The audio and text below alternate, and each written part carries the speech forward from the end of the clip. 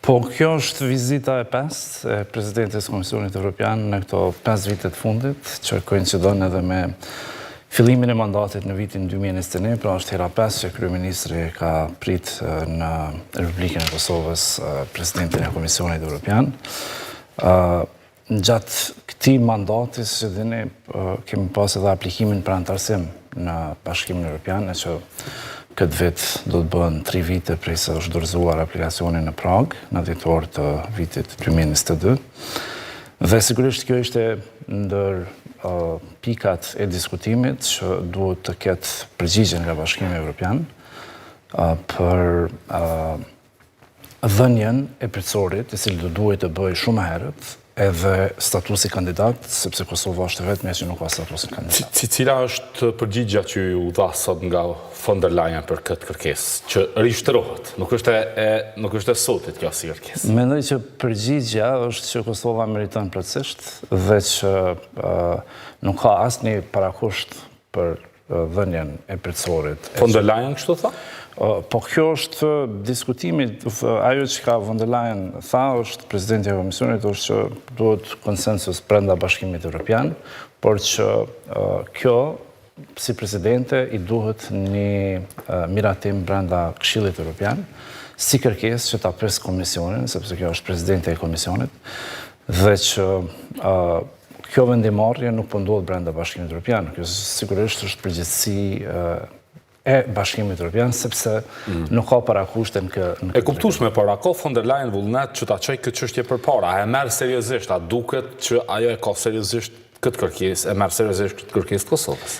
Po, ajo që ne theksojmë është që duhet të ketë më shumë seriozitet. Sigurisht që vizitat në rajon dhe përkushtimi i saj është i madh, mirë po duhet të rezultojë me veprime konkrete. Cilat s'po shihen? Të cilat, fatkeqësisht, Bashkimi Evropian i ka vënuar. Si që dini, na kanë vënuar edhe liberalizimin e vizave dhe tash dhënien e statusit kandidat. Mirë po, përkundër le të themi faktit që Kosova është më përgatitur në rajon, në kuptimin qoftë të marrjes së statusit kandidat apo të hapjes së negociatave. Nuk është frontrunner, zoti Zulaj, nuk shihet si vendi i cili është më së afër me Bashkimit Evropian, është Mali Zi dhe Shqipëria që po shihen si tjetër. Po këto janë mesazhet politike, por nëse i shohim reformat, indikatorët ekonomik, në luftimin e korrupsionit, në sundimin e ligjit, në siguri, në demokraci, Kosova prin në rajon në kuptimin e indikatorëve. Mund të ketë gjitha këto, por nëse nuk i qel kapitujt siç po i qel Shqipëria se Mali Zi, ti do mbetesh mbrapa. E vërtet, dhe këtu po them që këtu është vendimarrja e Bashkimit Evropian. Ne po bëjmë maksimumin që këtë problemin që e kemi me 5 shtetet mosnjohëse brenda Bashkimit Evropian të mos jetë pengesë në hapjen e perspektivës, sepse premtimi për të antarësuar në Bashkimin Evropian fillon me çeljen e negociatave, por njëherë duhet statusi kandidat të i jepet Kosovës. A ka perspektivë të re në këtë që po thoni, që këto 5 vende mos jenë pengesë, sepse kjo nuk është një gjë e re?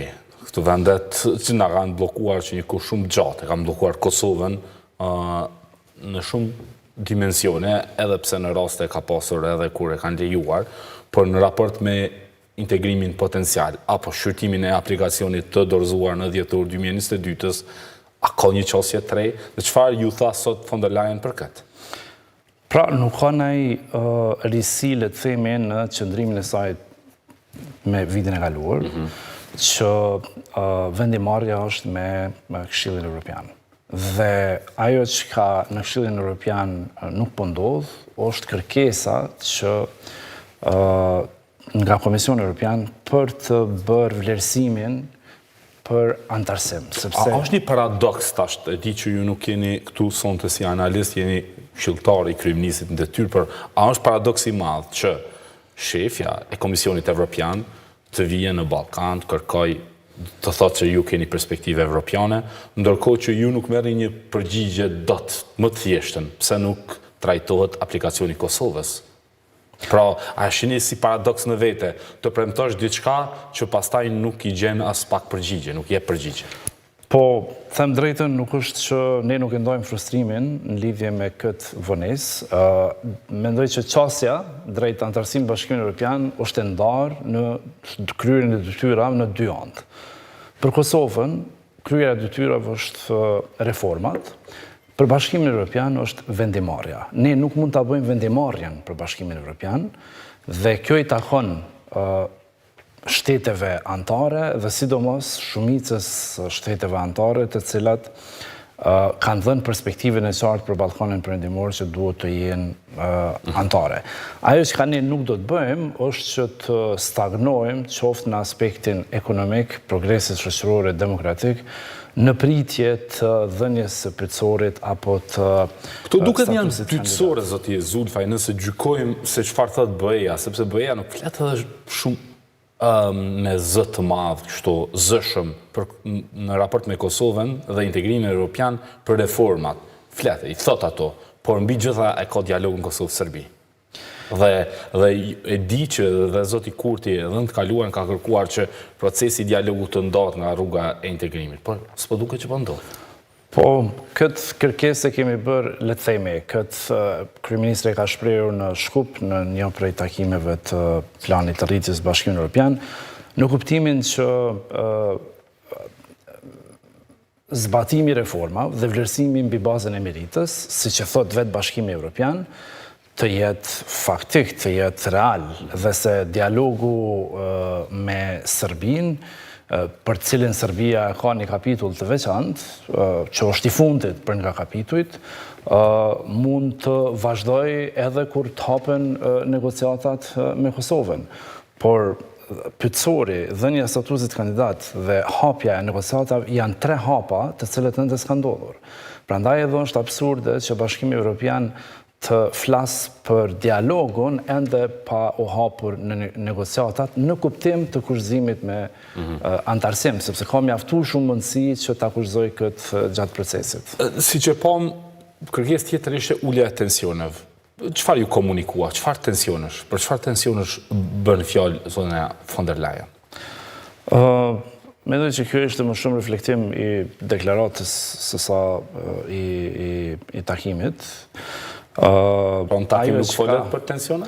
Ajo që ka ne kemi, ajo që ka kryeministri ka thënë sot, e që është edhe në deklaratën edhe nga zyra për komunikim, është që zgjedhjet kanë qenë të suksesshme, dhe fair dhe të transparente, dhe që ne presim që të ketë një tranzicion të rregullt në ndrimin në ato komuna ku do të ketë ndrim të kryetarëve dhe që kjo vlen edhe për 4 komunat në veri të vendit. Cilisht, a ka pas ndonjë kërkesë specifike për këto komuna? Po ju dini që në vendosjen e masave një prej kërkesave ishte mbajtja e zgjedhjeve, të cilat ju e dini që në atë kohë nuk u mbajtën, sepse nuk kishte përmbushur kriteri për shkarkimin e kryetarëve.